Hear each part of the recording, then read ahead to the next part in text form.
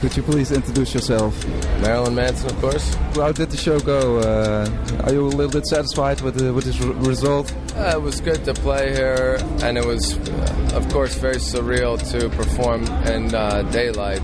So I thought that added to part of the whole dimension of what I'm trying to do with this album and this tour, is just to change people's concept of what they think we represent as a band. And the thing with the two girls, is that a new thing? Because it was sort of just an experiment thing to do on stage, or? Every show is different. You know, we have a set idea of what we'll do on the tour, but I like to improvise on each show. And this album is so visual musically that when we started making the tour, I had to get more than just what the normal idea of what a band on tour is. So, you know, I had to, of course, have naked women. The special thing is that the new record is recorded in Berlin. How did you come up with that idea? Well, it was recorded in Hollywood, but a lot of the influences were very European, and it was a matter of seeing the artists in the late 20s in Berlin were persecuted a lot like I've been in my career. They were, of course, persecuted more, but the same amount of threat for your life because of what you create.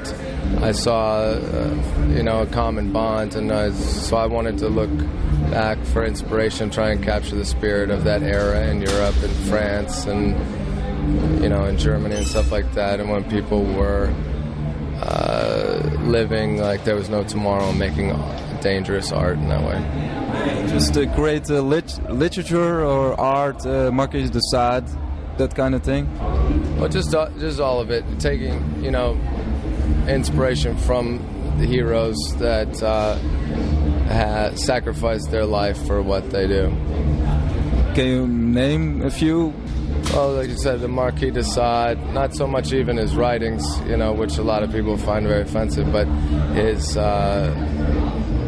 imagination. Oscar Wilde, was very persecuted for his lifestyle, and all of the German artists that began in film and theater, and Kurt Weill and Bertolt Brecht and people like that changed the way that we do music and do theater. How did you come up with that idea? Was it something that pops up, or you've been all your life been involved with that kind of art, or? No, it's just if you're a performer or an artist or an entertainer or anything, you should always know the past. If you want to be modern, you have to know what came before you, and it's just a matter of curiosity.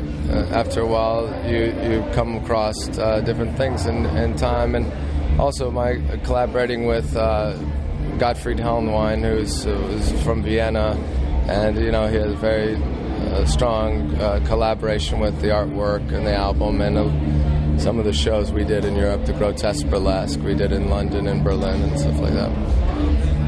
Because do you think that is a different approach in Europe towards art than in the United States, or how do you see it? Yeah, I mean, there's definitely a greater differentiation between art and entertainment in Europe, that people have a stronger respect for art in Europe.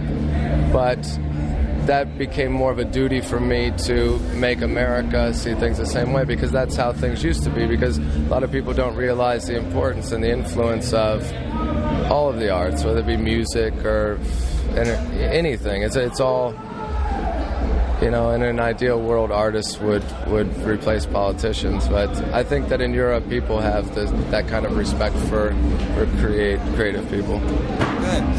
And some say that you can hear it also in the recording, that it breathes like the atmosphere of the records of David Bowie and Iggy Pop. Oh, those are some of my favorite records. The Idiots, one of the best records. Maybe next time I make a record, I might come to Europe, because I've always recorded my music in America. But no, that's a very great period in rock music with,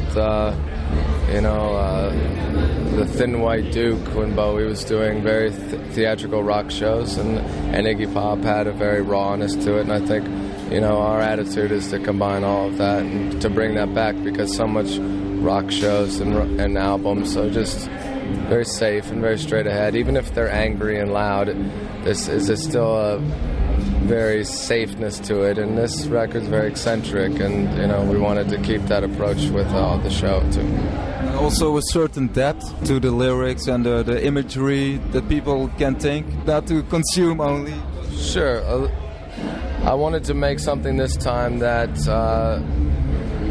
was deeper by being more subtle, because sometimes if you're not as obvious with like Antichrist Superstar, for example, the name implies, you know, a definite opinion about religion and things like that, but this record has more room for it to be a question mark, and I wanted to show people art as a question mark, and you find the answers on your own. It's also a great deal of fun just to get loose, and just to, like Marquis de Sade, it's just sexual, it kind of... Sometimes we found making this record was enjoyable, and so it probably sounds that way when you hear it.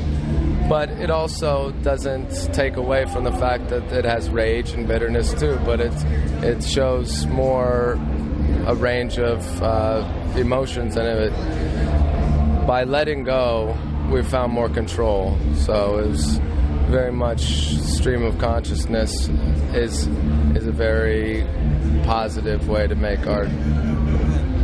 Just a couple of questions. How do you approach the stardom? Because you're pretty big in the US right now, also Europe. But I can imagine that you have to keep your head cool and that kind of thing. So how do you deal with that?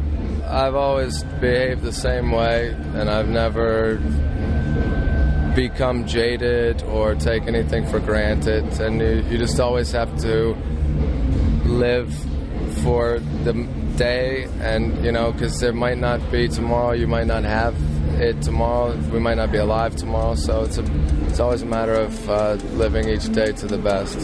Okay. And how was it with the collaboration with Eminem? Are you friends, or what kind of? It was just more of a friendship and a mutual sort of appreciation of one another. Okay, we have to wrap this up. Thank you very much for this. Thank you. All right.